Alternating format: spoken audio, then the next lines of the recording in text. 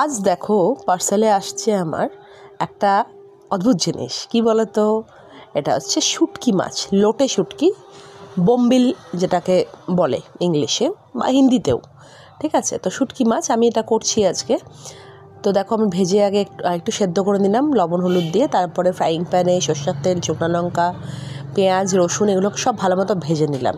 কিছু শুকনো লঙ্কা উঠিয়ে রাখলাম, পরে আমি ওটাকে দেখাবো কী করে ইউজ করব।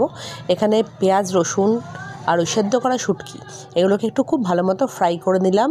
সাথে দিলাম লবণ, হলুদ, একটু লঙ্কার গুঁড়া দিয়ে এরকম ফ্রাই করে মিক্সিতে পেস্ট করে আবার তেল ছেড়ে ওই বাটাটাকে ভালো মতন ভাজলাম।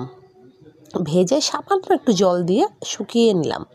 ওই যে আরেকটা শুকনো লঙ্কা রেখেছিলাম, ওই শুকনো লঙ্কা, একটু ধনেপাতা আর পেঁয়াজ কুচি একসাথে ভালো করে মেখে ড্রাই পেস্টটা দিয়ে ভালো মতন এরকম ভালো মতন পেঁয়াজ ঠেয়াজ দিয়ে মেখে একটু লেবুর রস উপর দিয়ে চেপে দেবে, দিয়ে বাস গরম ভাতে এটা দিয়ে খাও, জাস্ট ফাটাফাটি লাগে খেতে।